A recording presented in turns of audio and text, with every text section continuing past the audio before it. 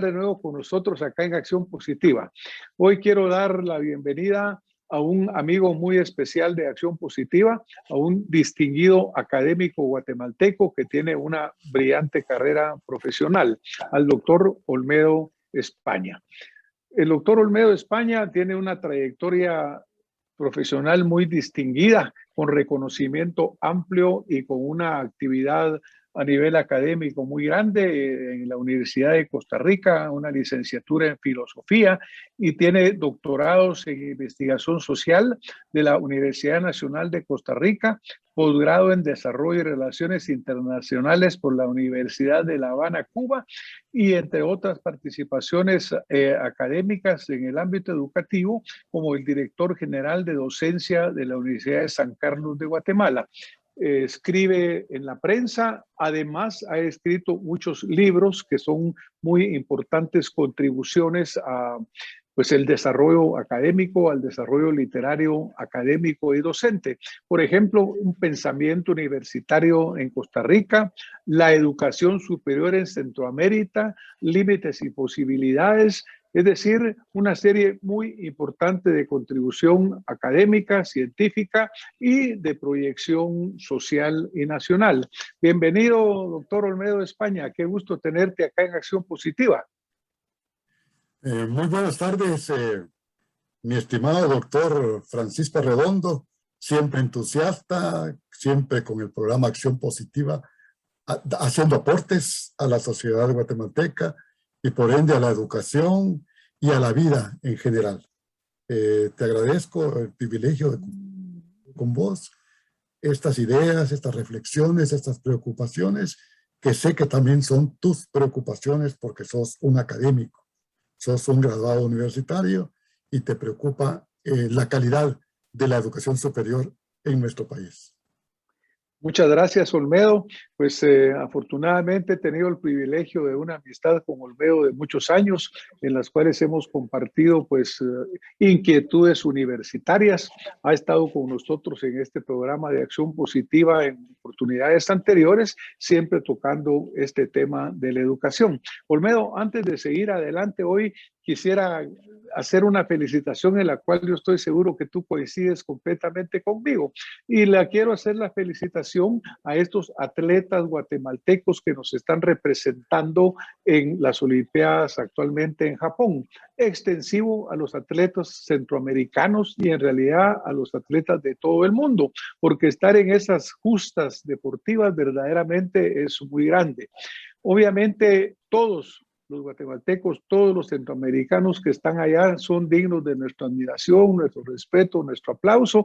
En el caso en Guatemala tenemos pues gente muy querida como es Kevin Cordón, como es Luis Carlos Martínez, como es Grijalva, como es Ucelo, todas estas grandes deportistas guatemaltecos que están luchando contra adversidad, contra la falta de apoyo, y lo que tienen es un amor patrio muy grande. Así que pues el doctor Olmedo España y yo creo que todos los guatemaltecos les queremos agradecer a estos muchachos y muchachas que están compitiendo. Muchas veces no se gana, pero como decía el barón Pierre de Coubertin, lo importante no es ganar, sino competir. Y lo importante es poner el alto, el espíritu, el nombre, llevar nuestra bandera con gran orgullo. Así que, Olmedo, estoy seguro que nos unimos en mandarles un gran aplauso, una gran felicitación y ese ejemplo que nos dan nuestros atletas, ¿no crees tú?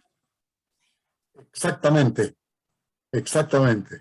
Yo también abrazo el saludo que hizo el alcalde de la Unión en Zacapa, que qué gran bienvenida le dieron a nuestro héroe Kevin Cordón. Y qué premio espontáneo que nació del corazón de la comunidad donde él nació, del pueblo donde nació. Así hubiera querido uno que recibieran a este héroe nacional. Aún recuerdo yo cuando estaba pequeño, un nadador que cruzó el Canal de la Mancha, creo que era un nadador quesalteco. Cuando él llegó al aeropuerto, todo el pueblo lo recibió y en una carroza paseó por toda la Sexta Avenida y todo el pueblo le aplaudió la gran acción que él hizo al cruzar el Canal de la Mancha. Obviamente eso no es posible hacerlo ahora porque estamos en tiempo de pandemia, pero cuando el corazón se pone ahí, entonces se dan estas muestras de gran alegría, como lo que ha sucedido con estos grandes atletas, particularmente Kevin Cordón. Y admiro mucho, obviamente, al joven californiano, ¿no?, que de un año vivió en los Estados Unidos, y qué gran oportunidad y qué gran entereza de este atleta, de que a pesar de no haber crecido en Guatemala, fue a representar a Guatemala en estas justas mundiales. Esto es una cosa de admirar, realmente de admirar. Imagínate tú que estos muchachos severas luchan contra todas las adversidades. Por ejemplo, Kevin, en el salón comunal de la iglesia, que le abrieron la oportunidad durante el tiempo de la pandemia, porque hay un polideportivo en Zacapa que es de la federación, pero está abandonado. Entonces Kevin en la iglesia, en el salón comunal, haciendo toda su lucha y logró salir adelante. Este muchacho Grijalva que tú señalas, pues es uno de estos soñadores, un dreamer, ¿verdad? Y que sin embargo, como tú dices, se puso la camiseta de Guatemala y salió a luchar por nosotros. Luis Carlos también, en fin, todos ellos son dignos de nuestra admiración. Lástima lo que estos muchachos harían con un poquito de apoyo de nuestras autoridades, ¿no? Porque también en ese campo la corrupción está infiltrada. Y si ellos tuvieran el apoyo necesario, pues cuánto más podrían hacer. Pero en lo que ese momento llega, nuestro agradecimiento muy sincero para estos jóvenes deportistas que ponen en alto la bandera de sus respectivos países. Olmedo, y esto me lleva al tema de que obviamente hemos hablado contigo muchas veces, porque cuando hablamos de gente joven, cuando hablamos de desarrollo de un país, estamos hablando de educación, estamos hablando de que estos muchachos tengan la oportunidad de formarse adecuadamente. Y yo sé que tú has escrito, seguís escribiendo y seguís aportando, pues en la Universidad de San Carlos de Guatemala, esta alma mater nuestra tan querida, que ha sido la verdadera cantera de la cual se han formado tantos y tan buenos profesionales. Pero el tema que hoy te quería tocar está relacionado un poco con esa parte fundamental que le da el nivel académico a una universidad. ¿Qué es lo que hace que una universidad sea reconocida por su nivel académico? ¿Cuáles son los puntos principales que otorgan ese nombramiento o esa calidad universitaria, Olmedo? A propósito, para articular lo que venimos hablando de los deportistas, hay un texto de Lewis Carroll, Alicia en los Países de las Maravillas, que tú lo conoces. Dice Lewis Carroll: hay que correr muchísimo para quedarse en el mismo lugar. Si quieres llegar a algún lado, deberás correr el doble. Y otro autor, que es un filósofo español, que también tengo a bien leerlo, dice: preguntaba si tiene por venir la universidad. Tiene que tenerlo, dice, si queremos tenerlo nosotros. La cuestión es si vamos a querer. Julián Marías, filósofo español. La verdad es que el tema y la pregunta que me formulas corresponde a un momento en el cual no solamente la educación superior, sino todo el sistema educativo en términos generales ha entrado en una crisis, yo le agregaría en la línea del filósofo Morán francés, en una crisis de incertidumbre, porque hay incertidumbre acerca de lo que vamos a hacer. Y hay incertidumbre porque la universidad ha llegado también a ciertos límites, yo diría, en la cual la calidad no está siendo correspondida. Hay un fenómeno que es bastante estudiado, que tiene que ver con 3 palabras. Es equidad, cobertura, más bien 4, y calidad. Si estas palabras le das preponderancia a una o a la otra, si le das preponderancia, por ejemplo, al tema de la cobertura, que es necesario en el tema de la educación superior, vamos a encontrar que países como los nuestros no tienen los recursos humanos, ni financieros, ni de infraestructura para atender una demanda masiva de estudiantes universitarios. por el problema de que todo el sistema educativo está desestructurado y no existen otras opciones además de la educación superior en nuestro país. Deberían de haber institutos tecnológicos, pero verdaderos institutos tecnológicos, como lo fue en aquel momento el Kirchsteiner, que fue fundado por los alemanes, o el Instituto Técnico Vocacional, que está en La Aurora, que también fue fundado por los alemanes, y que trajeron toda la maquinaria y formaron grandes cuadros técnicos para el país, de gran beneficio, especialmente para el sector productivo. Entonces los jóvenes encontraban en esas opciones vocacionales posibilidades, no solo de estudiar, sino posibilidades mejores para insertarse en el mercado laboral. Si vos lo ves de esta manera, entonces a la universidad llegaría otro sector. Siempre a la universidad, en cualquier sociedad del mundo, es un privilegio entrar a una universidad. El doctor Aldo Castañeda, que recién acaba de morir, decía en alguno de sus escritos, de sus intervenciones, que ahora es el privilegio de los mejores, pero no en sentido oligárquico, decía él, no en sentido de bienestar económico, sino en sentido de talento. Entonces, estas cosas deben de también ser consideradas. El problema, Francisco, es que con la cobertura nosotros queremos resolver un problema de lo que se llama democracia interna en la universidad y que yo le he llamado democratismo, porque no resuelven. Si vos tenés un aula con 150 estudiantes, fue la pandemia, con 200 estudiantes, ¿cuántos de esos estudiantes realmente van a poder aprender? Bueno, eso visto en términos de licenciatura, Francisco.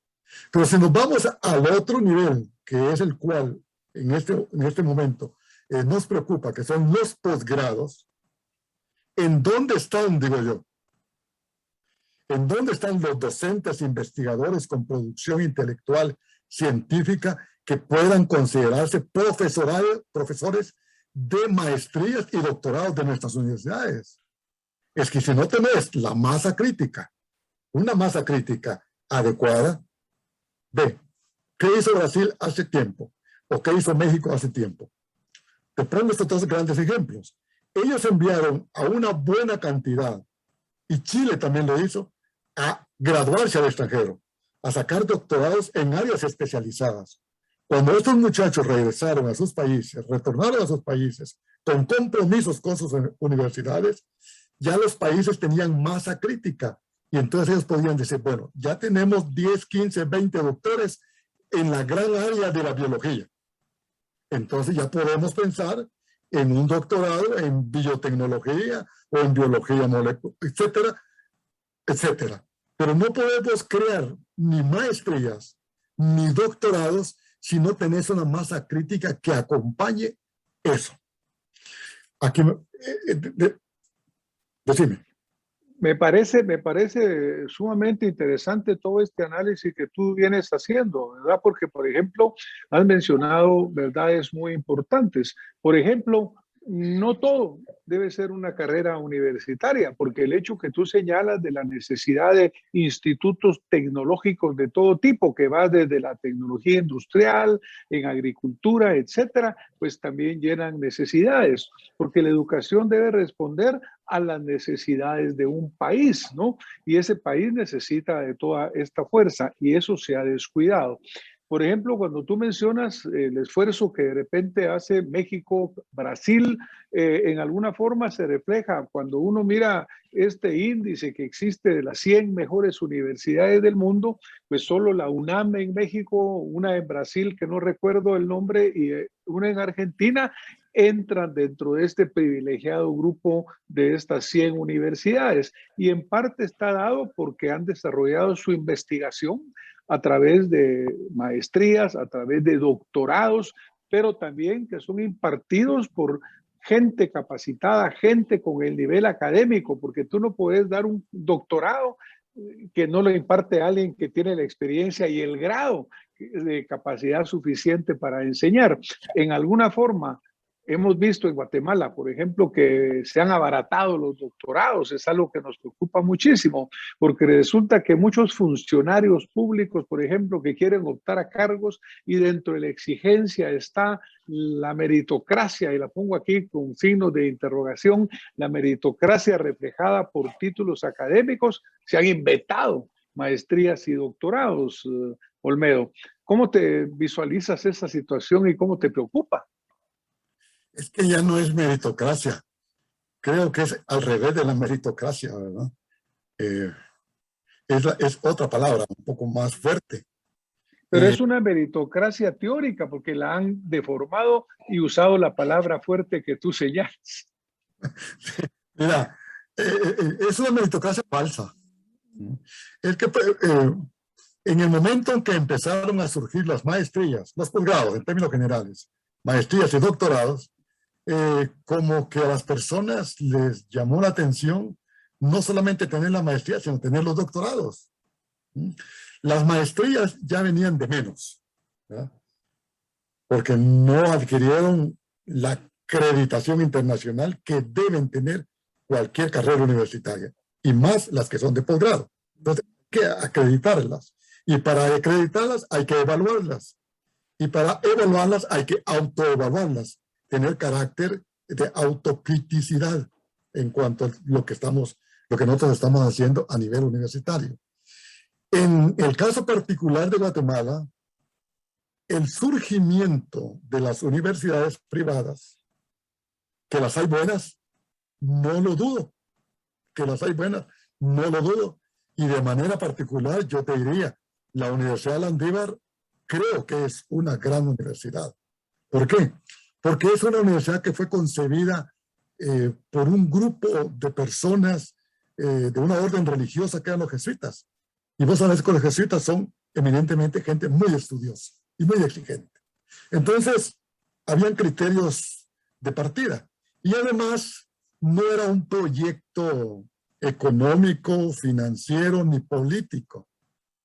Pero posteriormente empezaron a aparecer las universidades privadas con criterios de otra naturaleza. ¿Por qué? Porque la Constitución le dio la potestad a las universidades de poder constituirse en las personas que van a elegir a los magistrados de la Corte Suprema y la Corte de Apelaciones, y van a elegir al contralor, y van a elegir al fiscal, etcétera, etcétera. Y ahí están representados los rectores, están representados los decanos de las diferentes facultades de ciencias jurídicas y económicas de las universidades. Y entonces esto le da poder político a las universidades, pero es un poder aparente. Entonces ellos mismos definieron entonces criterios, y uno de los criterios para poder aparentar que se están haciendo las cosas con objetividad fue poner el tema de la meritocracia. Entonces dijeron, licenciado tantos puntos, maestría tantos puntos, especialidad tantos puntos, doctorado tantos puntos. Y entonces el que calificaba ahí objetivamente tenía las posibilidades de puntear más y ser calificado para determinados grados. Pero eso viene por el origen de creación de las universidades privadas, porque estas son creadas y hay un órgano que autoriza la creación. Yo conozco el reglamento y es muy exigente. Y el proceso mismo de creación de una universidad privada es también exigente. Pero después de que son creadas, por el criterio, la política que hay en Guatemala, que son autónomas, ya no hay un acompañamiento de ese comité de educación superior privada, acompañamiento de la calidad de la educación en esa universidad en particular. Y acompañamiento quiere decir evaluación y acreditación. Entonces, las universidades quedan prácticamente en la toma de decisiones, que ellos son los que definen cuáles son los criterios de calidad que ellos van a plantear en sus posgrados y sus doctorados. Ahora bien, un doctorado, para que sea un doctorado, tiene que ser básicamente investigación, Francisco. No es impensable un doctorado donde no hay investigación. Ve, Francisco, yo te voy a plantear en mi caso particular, pero este libro, que es La educación superior en Centroamérica, fue mi tesis de doctorado. Entonces, este libro tiene 3 ediciones y ha sido discutido y analizado en las diferentes universidades de Centroamérica. O sea, menciono mi caso, porque no puedo decir otro caso para no juzgar otro caso, pero es que el doctor tiene que dar muestras de que su trabajo de investigación de tesis doctoral sea publicable en un libro o en un artículo científico de carácter internacional y que sea evaluado y acreditado internacionalmente. Pero si tu tesis de doctorado es como algunas que yo he tenido oportunidad de hojear y que no están aportando algo nuevo al conocimiento, entonces la verdad es que pueden quedarse como tesis, tal vez como estudios particulares de casos particulares, pero no puede convertirse en una tesis de doctorado. Y esa es la gran exigencia. Ahora, lamentablemente, trascender esto y lograr esto, Francisco, te lo digo por experiencia personal. Yo he estado al frente de esos procesos y evidentemente no creas que ha sido fácil para mí decir lo que estoy ahora compartiendo contigo y además probarlo con más análisis, con más elementos, con más criterios, porque hay reticencia, ¿verdad? Y entonces buscan siempre el camino fácil. El camino de investigación, el camino de los doctorados es un camino difícil. Yo te pongo los ejemplos. El caso del doctor Aldo Castañedo es un ejemplo paradigmático de cómo debe ser un doctor. Pero así como él, yo conozco varios casos en la Universidad de San Carlos que yo me quito el sombrero, realmente me quito el sombrero, que son eminentes académicos y que han aportado con sus tesis doctorales cosas fundamentales al saber, a los saberes. Y entonces, estos son los ejemplos que hay que seguir. Y ahí están, y están vivos y están presentes en todas las aulas universitarias. Ahora, en el ámbito universitario, no solo Guatemala, sino algunas universidades de América Latina, si no es que la mayoría, prevalecen los criterios político-electorales. Entonces, los académicos, los verdaderos investigadores, los que dejan el alma, que lo hacen con vocación por aportar cosas importantes, son ahorillados políticamente, porque no cuentan, pero además porque no cuentan, porque un verdadero investigador nunca va a falsear, nunca va a hablar con falsedades, tiene que hablar con la verdad. Y hablar con la verdad en nuestro medio también es complicado. La gente es muy susceptible, la gente cree, es muy susceptible. Pero si hablamos de exigencia, ahí está Kevin Cordón, ya lo mencionaste. Kevin Cordón es un verdadero ejemplo de cómo sistemáticamente el sacrificio y la obsesión y la pasión lo hizo llevar a las Olimpiadas y quedar en el 4º lugar a nivel mundial. Ahí está el ejemplo del muchacho Lucero, muchacho joven, con disciplina, llegó a esos lugares. ¿Por qué no tomar el ejemplo de los deportistas que ahora acabamos de mencionar en el campo académico? Y que en el campo académico los hay, Francisco. Hay muy buenos, excelentes académicos. Yo te diría, en todas las universidades del país hay excelentes académicos. En la Universidad Interamericana, en la Universidad de Galileo, en la Universidad Francisco Marroquín, soy testigo, porque tengo amigos en la Universidad Francisco Marroquín, de la calidad. Bueno, ahí los fundadores de esa universidad fueron los verdaderos académicos que salieron de la Universidad de San Carlos y fueron a fundar esta nueva opción universitaria.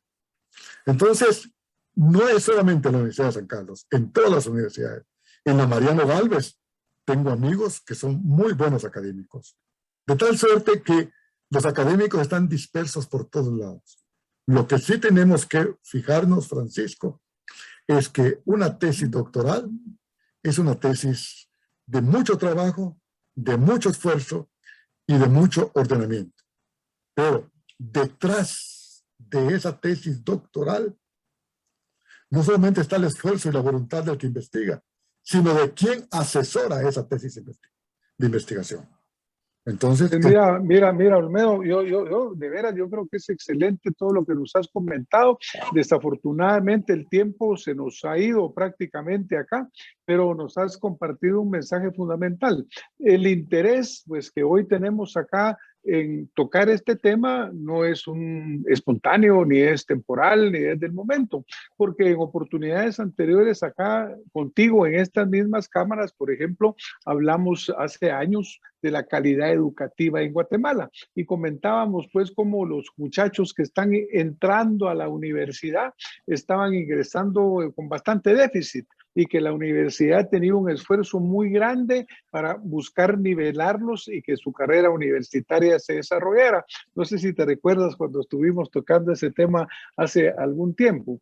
Y vuelvo acá en el sentido de que obviamente también la comercialización, ese mercantilismo que se ha dado en general, ha abaratado las tesis, como dijimos en algún momento, pero es muy refrescante, muy estimulante escuchar el mensaje que tú nos das en este momento, porque también coincidimos plenamente, Olmedo, en que de la calidad de la educación depende el desarrollo de un país. Y esto no debe quedarse solo en una frase bonita, ni debe quedarse en un concepto, sino que la tenemos que vivir. Y yo creo que, como tú bien señalas, en muchas universidades hay excelentes académicos. Tal vez el llamado debería ser a las universidades en general a que busquemos mantener la calidad universitaria, que no nos dejemos llevar por ese mercantilismo y que de repente resulten doctores o maestrías gratuitas, falsas o verdaderamente solo compradas económicamente,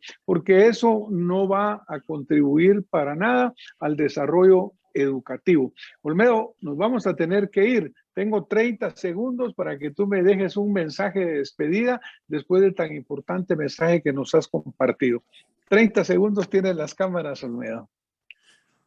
Me parece que un mensaje importante es un alto en el camino.